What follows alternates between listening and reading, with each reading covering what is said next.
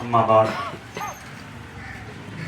अज़ीज़ान मोहतरम, बुज़ुर्गान दीन और अज़ीज़ तलबा, हमारे लिए ये अजीम सआदत है कि हमारा मुल्क, जिसे एक ज़माने में सोने की चिड़िया कहा जाता था, अल्लाह ताला ने इसे बड़ी नेमतों से नवाजा था। मगर जब ज़रा कमज़ोरी अपनों ने दिखाई तो गैरों को कब्ज़ा करने का मौका मिला और उन्होंने ऐसा कब्ज़ा किया कि इसका नाम सोने की चिड़िया अब नहीं रही। अब उसके बाद फिर जब हमारे लोगों ने, जैसे कि बारहा तलबा के सामने बात आती है कि हमारे पैगम्बर हज़रत मोहम्मद रसूलुल्लाह सल्लल्लाहु अलैहि वसल्लम दुनिया में आए तो गुलामों का एक गोया कि हर तरफ गुलाम गुलाम, एक एक आदमी के पास 10-10 इंसान गुलाम बनकर रहे थे। तो नबी सल्लल्लाहु अलैहि वसल्लम ने उन लोगों को आज़ादी का एक जरिया ये बताया कि गुलामों को आज़ाद करो, ये बहुत बड़ी सआदत की चीज़ है, कार सवाब है। अगर कोई रोज़ा तोड़ दिया तो कहा कि गुलाम आज़ाद करो, कसम तोड़ दिया तो कहा कि गुलाम आज़ाद करो। इस तरह अलग अलग अंदाज में पैगम्बर सल्लल्लाहु अलैहि वसल्लम ने ऐसे दुनिया में कोशिशें की कि गुलामों का सिलसिला ख़त्म हो गया, सब माँ के पेट से आज़ाद पैदा हुए तो आज़ाद रहेंगे। ये दर्स इस्लाम ने दिया, पैगम्बर सल्लल्लाहु अलैहि वसल्लम ने दिया, तो वो दर्स मुसलमानों को याद था। तो जैसे ही मुसलमानों ने, हमारे उलमाओं ने देखा कि अंग्रेज 1600 में हिंदुस्तान में आया तिजारत के दर से, मगर तिजारत को बढ़ाता बढ़ाता उसने ये कोशिशें की कि यहाँ के लोगों पर अपना कब्जा जमा कर, यहाँ के ज़मीनों पर अपना कब्जा जमा कर, यहाँ के लोगों को, जो यहाँ के ज़मीन वाले, यहाँ के बाशिंदे हैं, उनको अपना गुलाम बनाए रखने की कोशिश की। तो लोग समझ गए। उसकी उस कोशिश से पहले मुसलमानों ने, उलमा इकराम ने इसके बारे में लोगों को जहनों में डाल दिया कि होशियार रहो, इन लोगों की चाल बड़ी खतरनाक है। लोगों को समझाया और जरा जरा ये जब ये फैलते गए तो अलल ऐलान मिंबर और मेहराब पर लोगों को बताया गया कि देखो बिल्कुल इनके बातों में नहीं आना, कोई इनके फौज में शामिल नहीं होगा। हराम तक का लफ्ज़ इस्तेमाल करके मुसलमानों को बताया। तब तक हमारे मुल्की जो है भाइयों को उसका अंदाजा ही नहीं था। ये मुसलमानों को समझ में आया अल्हम्दुलिल्लाह। तो उन्होंने बराबर कोशिशें की। तकरीबन 100 साल सिर्फ मुसलमान ही इस ताल्लुक से लड़ते रहे, कटते रहे, पिटते रहे, उनको सजा दी जाती रही। जैसे कि बारहा हमने सुना है कि 1 लाख से ज्यादा कुरान जलाया गया, उलमा इकराम को फांसी दी गई। वजह ये थी कि उन लोगों ने जब नतीजा निकाला कि क्यों ये लोग जो है बढ़ रहे हैं, कौन इसकी वजह है, तो उनको समझ में आ गया कि कुरान और ये उलमा, ये लोगों को अगर खत्म कर दिया जाए तो हमारी हुकूमत यहाँ बाकी रह सकती है। ये सोचकर हजारों लाखों की तादाद में लोगों को कत्ल किए, मगर लोगों के दिलों में जो चिंगारी जगानी थी वो जगा दिया गया। तो उसके बाद अज़ीज़ान मोहतरम, हमारे मुल्की दूसरे भाइयों को भी समझ में आया, उन लोगों ने भी साथ मिलकर जब कोशिशें की आखिर में 100 साल, तो फिर अल्हम्दुलिल्लाह उसको घुटने टेकना पड़ा और वो 1940 बरसात में 15 अगस्त को जो है इस देश को आज़ाद करते हुए यहाँ से गया।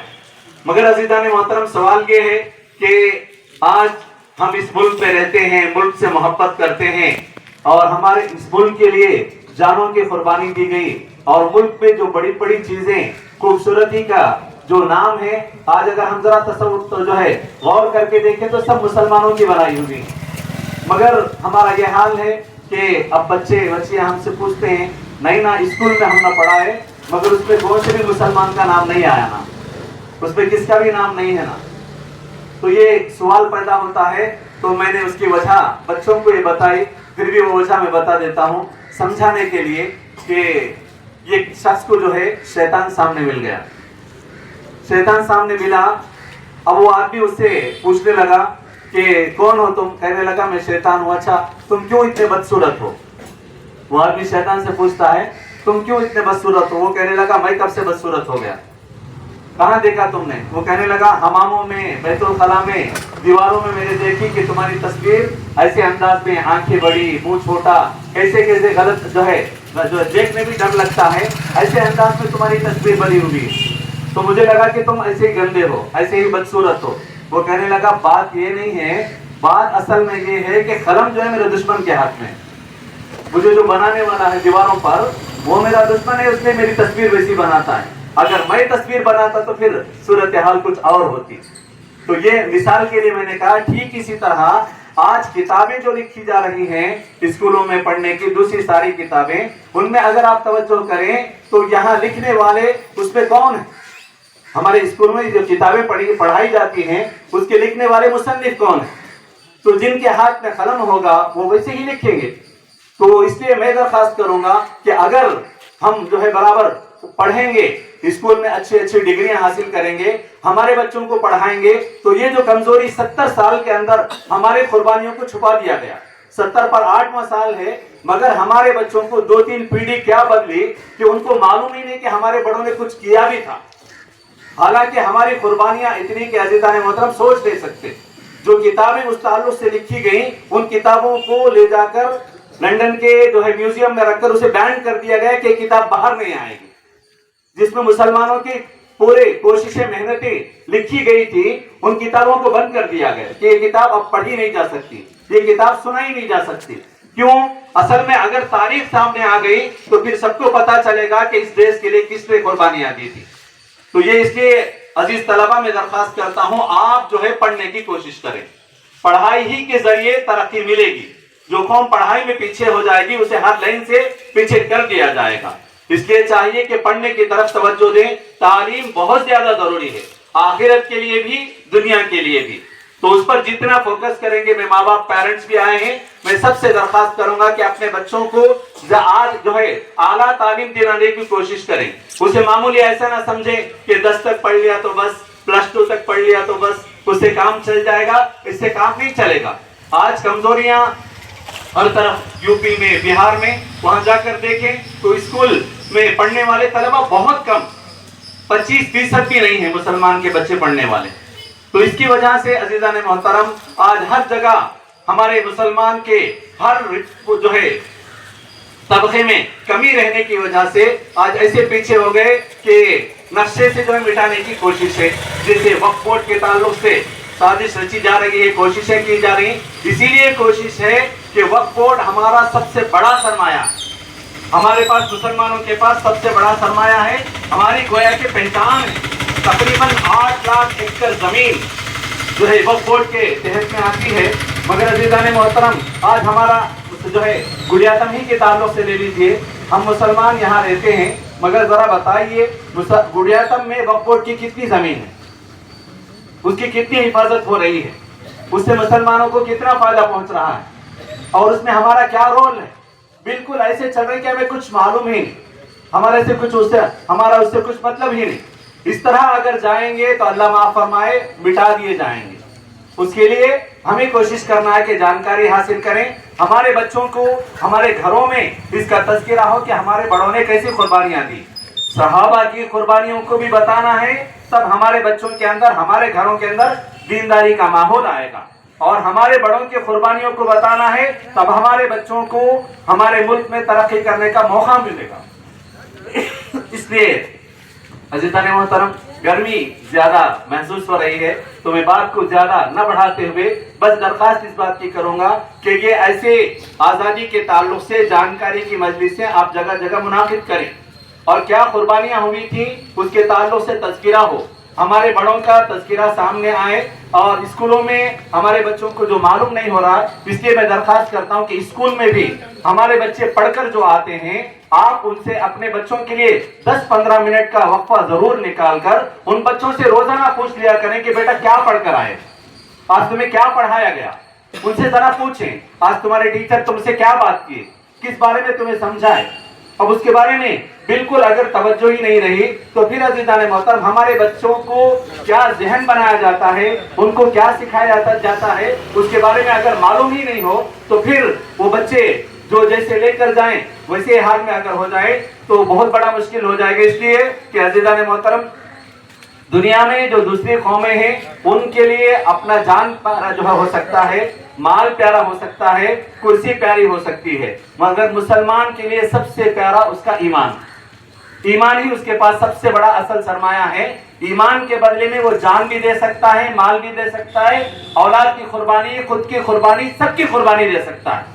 تو ایمان کی چوری کرنے کی اگر کوششیں ہو رہی ہیں اور ہم توجہ کے بغیر رہ گئے. لوگ ایسے بھی بول لیتے ہیں کیا انہوں کیا سکھا ڈالیں گے, کیا ان کا کلمہ الگ ہمارا کلمہ الگ, کیا سکھا ڈالیں گے, ہمیں قرآن تو پڑھ لیتے نا.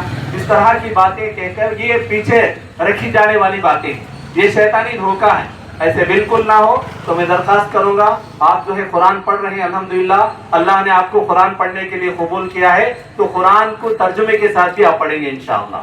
پیرنٹس سے بھی درخواست کروں گا, ترجمہ قرآن ہر زبان میں الحمدللہ ملتی ہے, تو اسے آپ لے کر روزانہ 10 منٹ جو ہے 15 منٹ قرآن کے لیے نکالیں, اس کو پڑھنے کی کوشش کریں.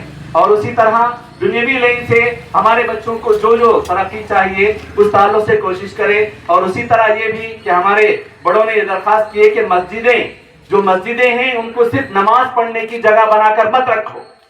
مسجدوں کو صرف نماز پڑھنے کی جگہ بنا کر مت رکھو, بلکہ سارے اچھے کام جو پیغمبر صلی اللہ علیہ وسلم کے زمانے میں مسجدوں سے ہوا کرتی تھی, وہ سارے کام مسجدوں میں کرنے کی کوشش کریں. بچوں کو مسجدوں میں ٹیوشن بھی پڑھائیں, بچوں کو مسجد میں دینی تعلیم بھی دیں, اور جو بھی ضروریات ہیں, جو بھی سکھانے کی باتیں ہیں, سارے کام مسجد میں ہونی چاہیے. مسجد صرف نماز پڑھ کر بند کرنے کی جگہ نہیں ہے.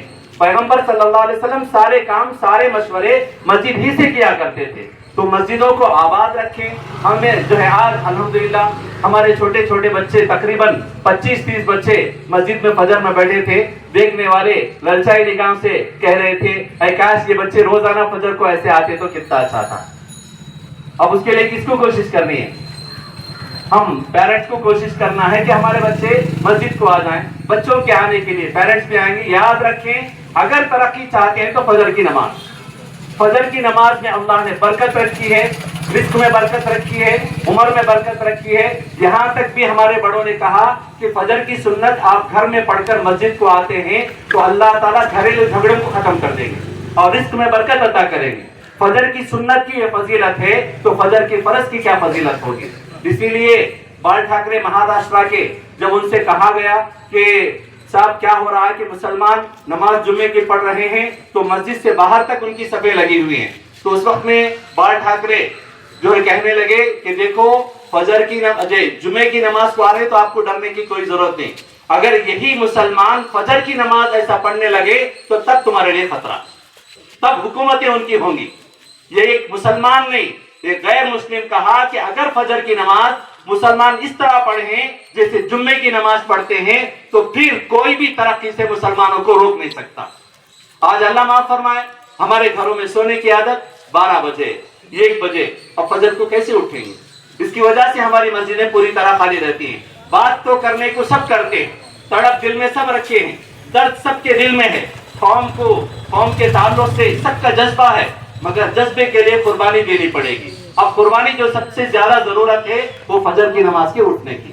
فجر کی نماز کو اٹھے اور پھر ماحول دیکھے کیسا بنتا ہے, گھروں کا بھی ہر جگہ کا بھی. اس لیے عزیزان محترم, آج کے اس مبارک مجلس جو 70 پر 8واں سال آزادی کا, ہمارے بڑوں کی جانوں کی مالوں کی قربانی, علماء کو پھانسی دینے کی قربانی, ان کو زندہ جو تبوں پر جلایا گیا, وہ سارے قربانیوں کا صلہ کہ آج یہ دیش آزاد ہو کر ہے.